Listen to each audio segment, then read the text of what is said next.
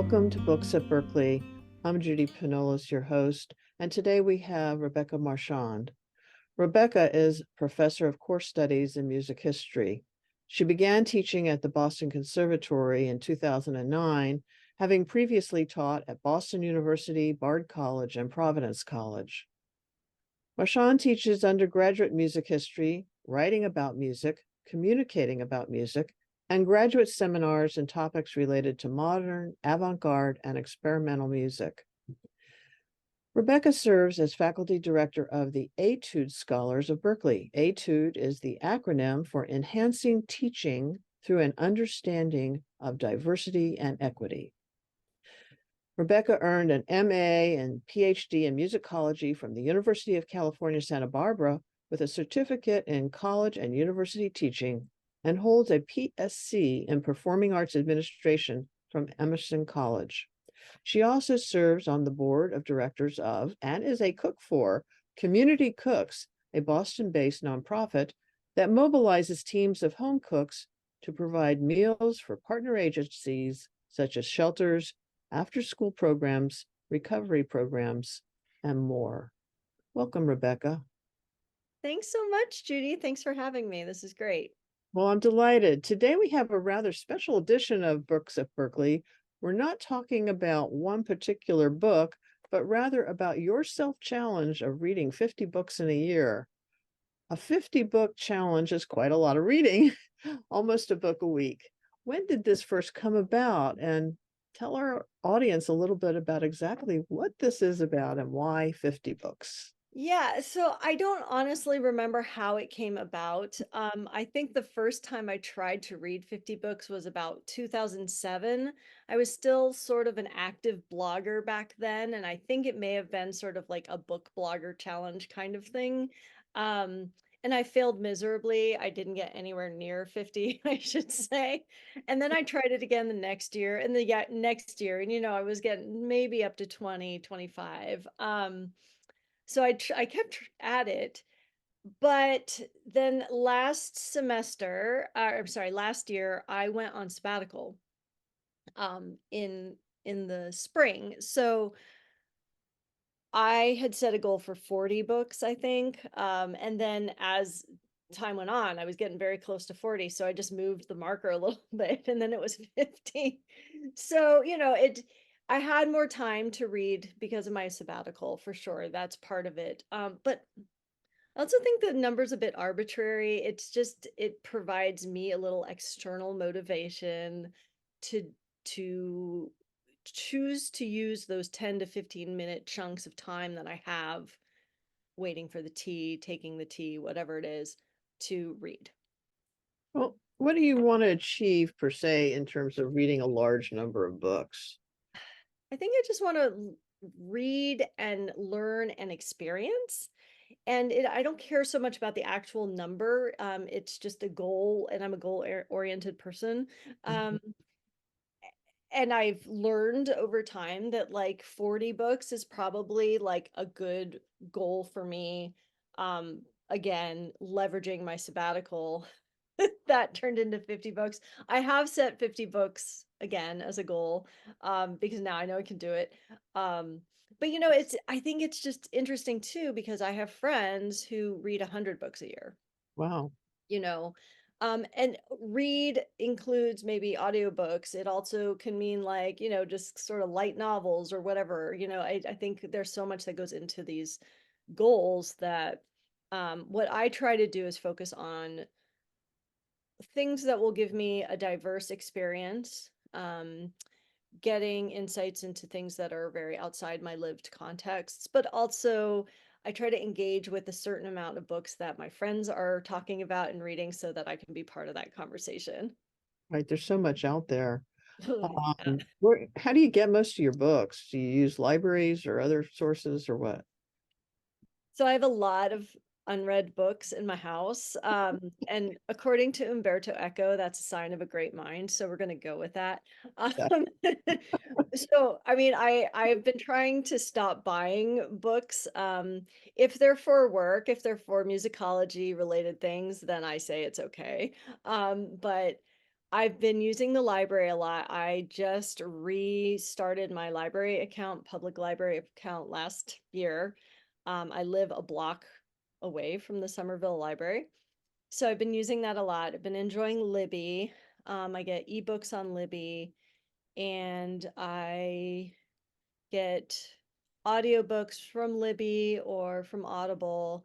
And then, of course, hardcover books from the library. I have two waiting for me right now. So probably go get those after this. Well, I definitely relate to the person who has a lot of books at home. I was wondering how you mentioned your friends and things that they're reading, but how do you go about picking your titles? I mean, after all, we are limited and can't do everything. Yeah, and in a way, that's why I've turned to things like these random challenges that pop up on social media. So for example, this time around, I'm working with a 24 for 2024 challenge that has these prompts that are things like read a book that you don't like the cover, read a book that you love the cover, read a book recommended by a friend, read a book that is translated from a different language. Um, because I think I would be just sort of stuck if I thought too hard about like what are my deepest desires when it comes to reading. Um, and I would also close myself off, I think, because bias is a thing, right? I would close myself off to a lot of opportunities to step outside what I think I want to read. I almost never read the blurbs either. Like I very Oh, rarely read the blurb. Occasionally, and I do usually pick books by the cover. um, so yeah, I mean, I guess I go about it also through friend recommendations, like I said. Um, and I guess I always have this feeling of like once I pick a book, something else didn't get picked. true. I guess if anything, I mean, I was wondering whether you had, like a favorite genre, like murder mysteries, or, people tend to kind of go towards one type of thing more often than another, even if you're expanding what you do because of friends. And I was Yeah. wondering if you had like a genre that really speaks to you and I tend to use reading for different reasons. So yeah, certainly I would say mysteries is a big genre for me.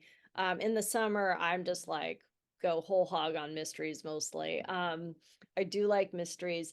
I do try to be open to just like most genres. There are those that I'm less inclined toward. I read a lot of nonfiction for my job mostly, but also just out of interest as a historian. So yeah, I mean, I think I try not to worry too much, basically. I just, if it's a book and there's something that's piqued my interest, it's worth my time. I do get a little obsessive about finishing books, however, to, ask that. to, If to you're a the kind fault. of person who can lay it down and say, not this one. Yeah, I'm not good at I feel like sort of an abject sense of failure if I don't finish a book, which I'm trying to like let go of. But I have like Well, so thank you for saying that, because I, I tell our students it's not required to finish a book. yeah, and I mean I totally subscribe to that, but I just know, for example, I've been working on Umberto Eco's Baudolino for probably like 10 years. And I love Umberto Eco. I've read so many of his books and I love them. So I think that's part of why I'm like, I'll find it. I'll find the moment where I want to finish this book, but I've started it like 3 times. Faulkner's The Sound and Fury, another one that I'm like, but yeah. So, but I generally finish a book even if it's something that I'm not enjoying that much. Yeah, I know that feeling of should have books, but sometimes they're not for you. I was just wondering if there are any books that really surprised you, maybe a mystery, but maybe some other sort of books that really surprised you. Yeah, I mean, I guess one of the books that surprised me with this last go round was Lessons in Chemistry by Bonnie Garmus. Okay. I have a probably not great bias against things that are popular. I'm trying to like conquer that, but I think it's because a lot of what is generally framed as pop culture doesn't resonate with me. So I kind of tend to steer clear from things that are getting a lot of like buzz. Um, but with Lessons in Chemistry, I think I actually judged a book by its cover quite literally. Um, the cover just gave me an impression of sort of what kind of book I thought it was, but then my best friend read it and a bunch of friends that I respect and read a whole lot of different things read it and loved it. So that was what made me finally sit down and read it, and I'm so glad I did. I mean, that was probably in my top 5 books of last year. Well, that's great. You mentioned that you don't read the blurb. So what sort of expectations do you have when you start a book? Not a lot, actually. I mean, well, I suppose it really depends on the book, right? Like if it's something that has gotten a lot of buzz and I've heard about it from other people, I did not expect to like Lessons in Chemistry. I thought it was going to be what is derogatorily termed as chick lit, which is not a phrase that I like very much at all, but I thought it was kind of be in that guise, which is generally not something I engage with that much, but it wasn't at all. Oh, it's good to know. Um, yeah, not at all. And I would say if there's another genre that I'm not typically that engaged with, it would be like romance. Um, romance qua romance. Like if there's romance in a book, that's fine, but if like the focus is that, I'm generally not that enthused by it. So I knew there was a love story. Um, but I also had heard great things about the protagonist as a character, and I knew it had a lot of like feminist aspects to it.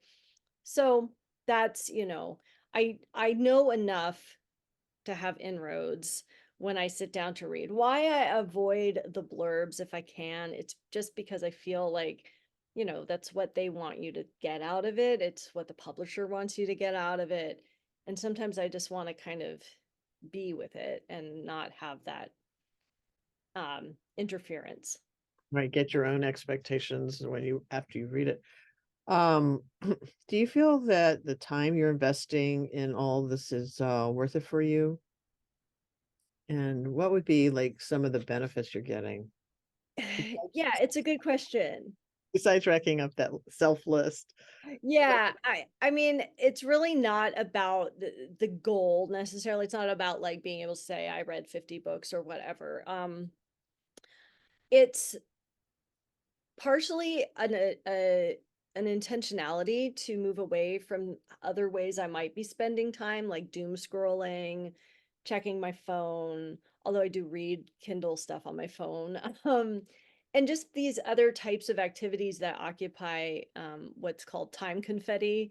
I think it's Bridget Schulte who coined to that term. But yeah, so just reading as a way to kind of keep myself learning and centered in those little blocks of time that might otherwise be spent doing other things that are fine, but maybe not nourishing me in the same way.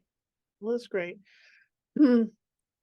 Was ask you that overall, this particular year, what do you feel you might have gained from reading the books you read this year? Well, I think, partially because it was my sabbatical, I took some time to really look into things that I hadn't engaged with before. Authors that I hadn't read with before. Also some that I had, and I was like, okay, now I can have some more time to read Peter Tremaine's Sister Fidelma series. um, but I think what I learned was that exactly kind of what I just said is that it is my choice. We say, oh, how do we find time? But I think a lot of finding time is making time. And I don't have kids, so I don't have a lot of things other than work and family responsibilities, to my spouse occupying my time. I work with a nonprofit board, as you said, but I have those moments where I have a choice of how I'm going to spend my time. And I think that's what I got out of it. Because there were times where I didn't choose reading. I like to surf the internet just as much as anybody else.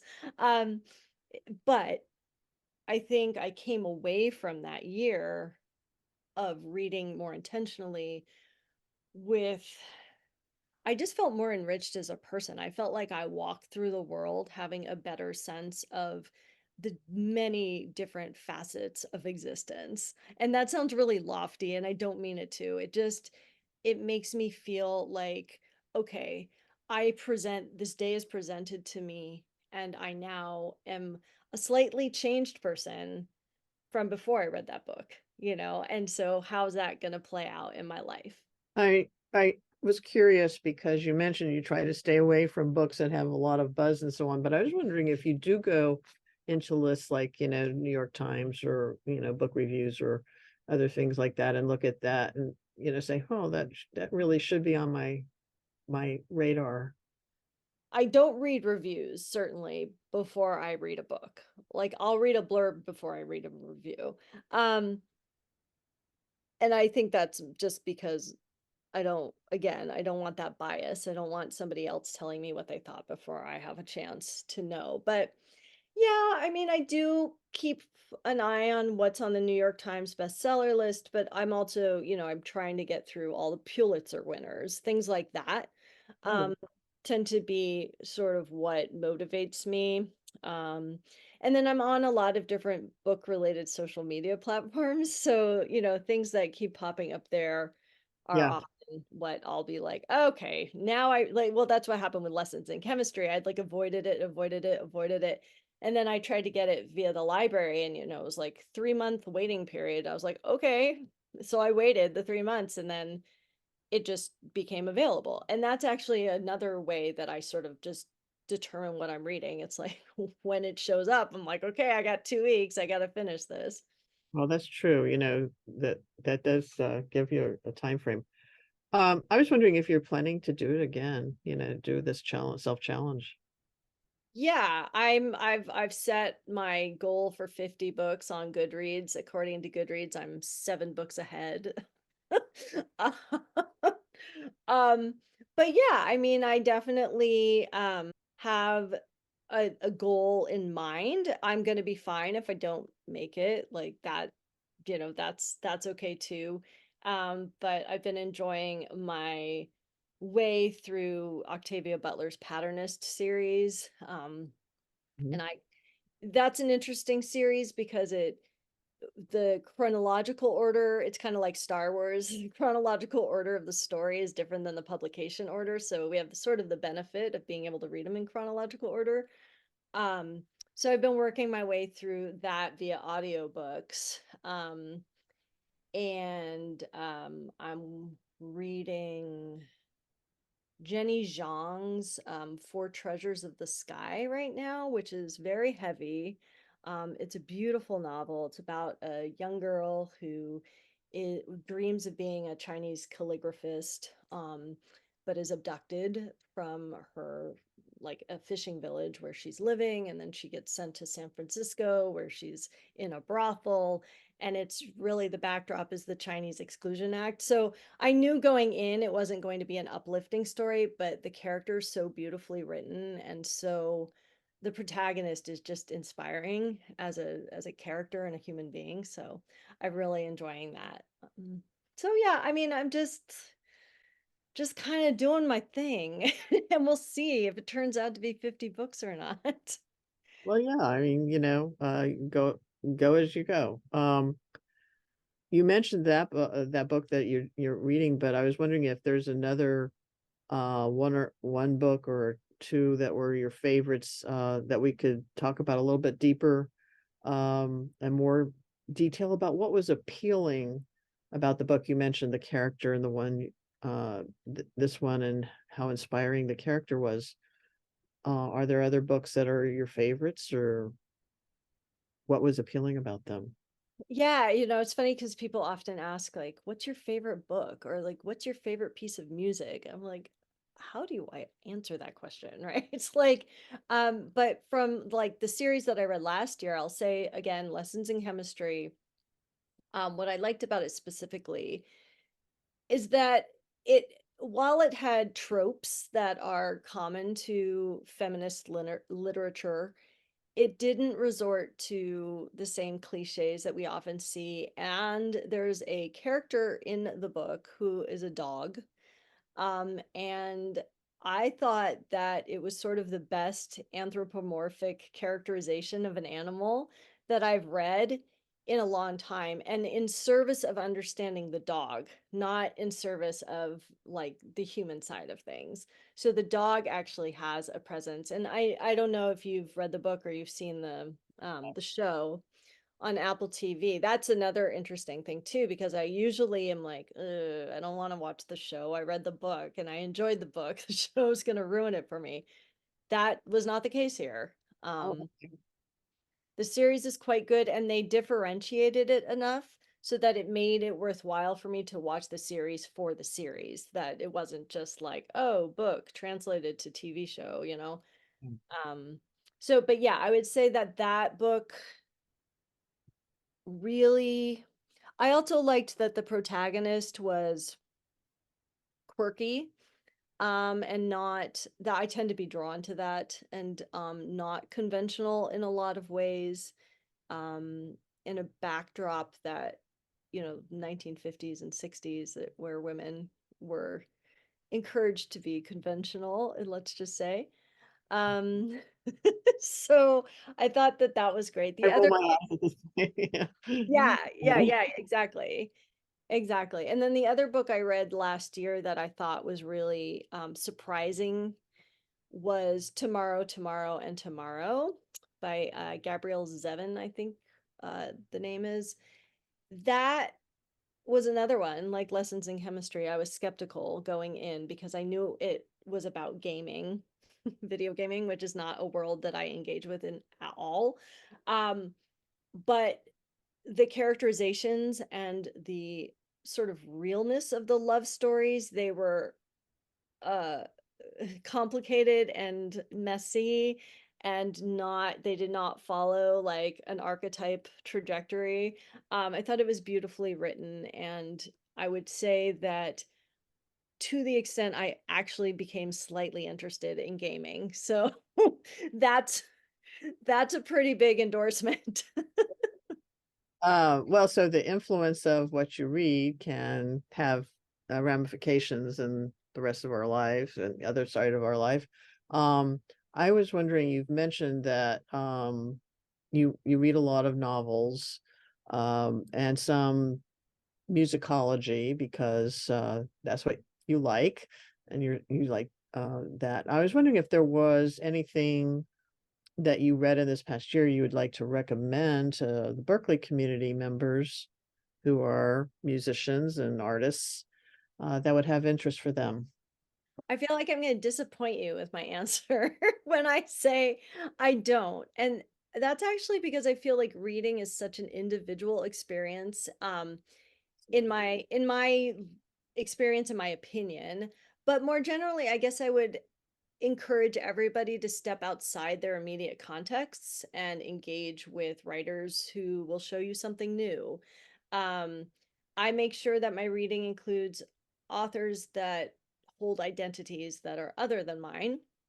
And currently, actually, if I can, I'm going to plug what Etudes Reading and Film Circle is doing.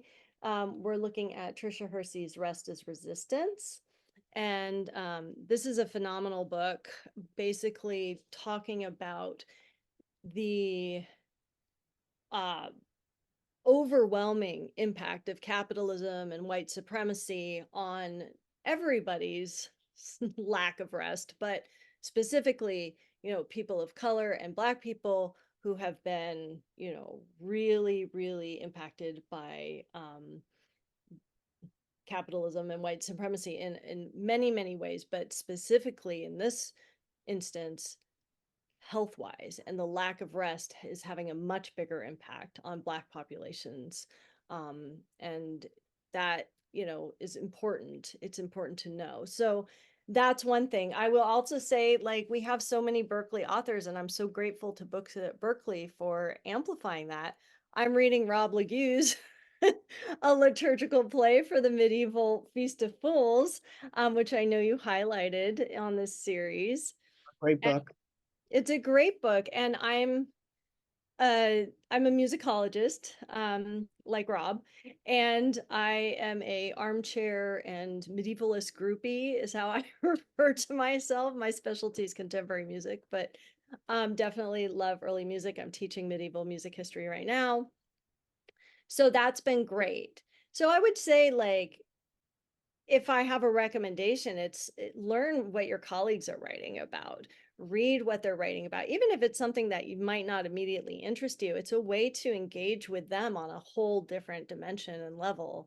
And, particularly when it's somebody who, this is how Rob engages with musicology, right? Because he does something very different for his day job, unlike me.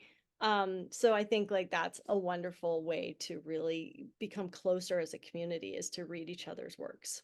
Well, thank you. That's a great idea. And we do have quite a number of authors in the community, and it's been amazing about the variety of subject matter.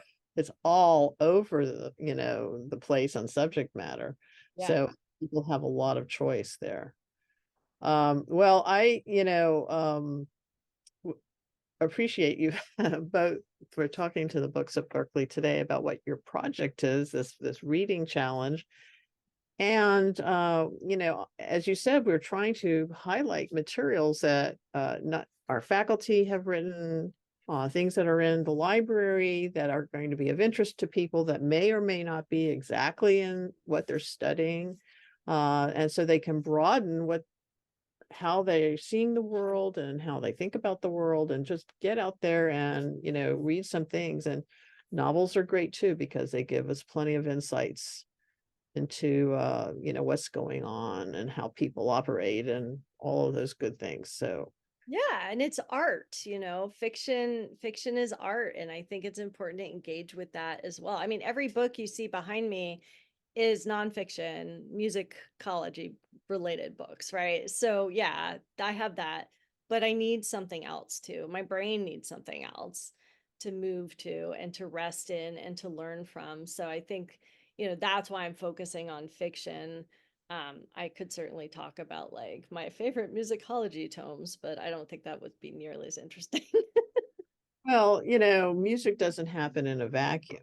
It happens in the world and in a culture that's surrounding it.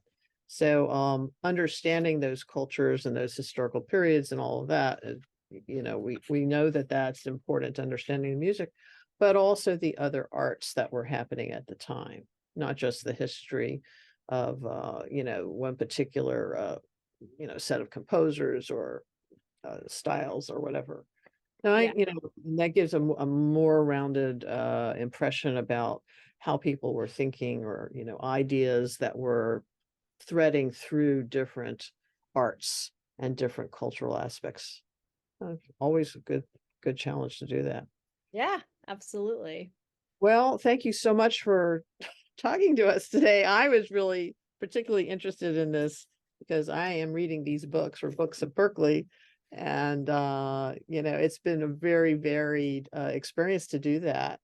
And how are other people who are reading a lot of books, approaching it? And everybody's going to have their style of doing that. And maybe they'll get some ideas from the kinds of things that you've been doing, which is, I hope, what they will take away. Yeah, hopefully. It's just random fun, basically. But yeah, I mean, there's such a world out there to explore, and that's. And there's so much good material, and we only have our life, one life to get it all.